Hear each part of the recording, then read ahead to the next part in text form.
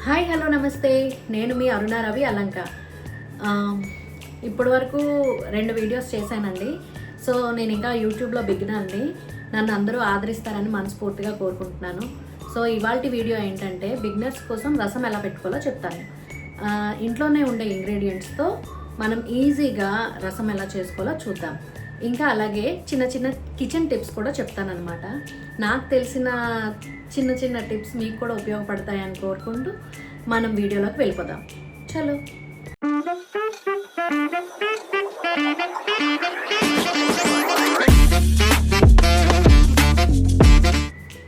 First stove వెలిగించుకుందామండి.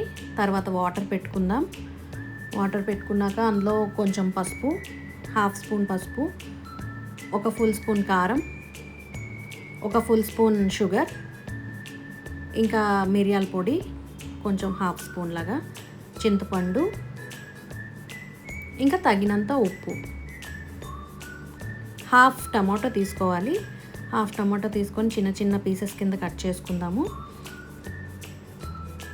చిన్నగా cut చేసుకుంటే ఫాస్ట్గా కుక్ అయిపోతుంది అని అవి వేసేసుకొని మనకి రెడీమేడ్ రసం పౌడర్ దొరుకుతుంది బయట మార్కెట్లో. రసం పౌడర్ 1 టీ స్పూన్లా వేసుకోవాలి. ఇంతే. రసం మరిగే లోపల మనం ఒక టిప్ చూద్దాం. సో ఇవాల్టి మన వంటింటి చిట్కా ఏంటంటే, ఉల్లిపాయలు మనం అప్పుడప్పుడు సగం కట్ చేసి అలా వదిలేస్తాం. సో అలా వదిలేస్తే ఆ ఉల్లిపాయ పాడైపోతుంది. సో దానికి మనం వెన్న రాసుకొని పక్కన పెట్టామంటే అది ఫ్రెష్గా ఉంటుంది. దాన్ని మళ్ళీ మనం యూజ్ చేసుకోవచ్చు. Thank you. రసం బాగా మరిగిపోయిందండి. ఈ లోపల మనం పోపు రెడీ చేసుకుందాం. పోపుకు కావాల్సింది ఆవాలు, జీలకర్ర, మెంతులు, వాము, ఇంకా హింగ్ పౌడర్, నెక్స్ట్ కరివేపాకు, ఎండుమిర్చి. ఇవి రెడీ చేసుకోవాలి. ఈ లోపు టిప్ చూద్దాం. ఇవాళ కిచెన్ టిప్స్లో రెండో చిట్కా ఏంటంటే, మనం కర్రీస్ చేసుకున్నప్పుడు ఉప్పు ఎక్కువ అవ్వచ్చు. అది గుర్రలో కానీ పులుసులో కానీ ఎందులో అయినా ఉప్పు ఎక్కువ అవ్వచ్చు.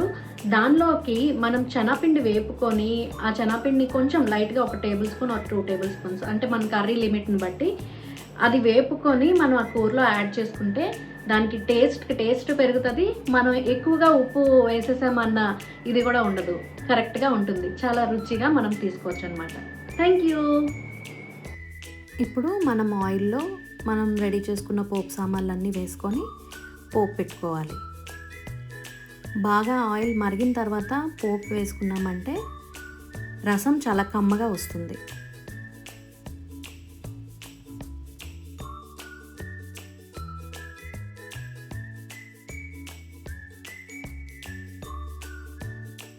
వేడి వేడి అన్నంలో ఈ రసం వేసుకొని తిన్నామంటే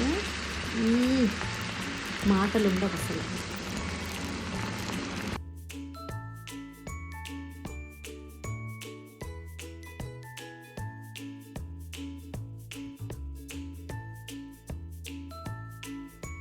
ఇదండి సింపుల్గా మన రసం చేసే పద్ధతి.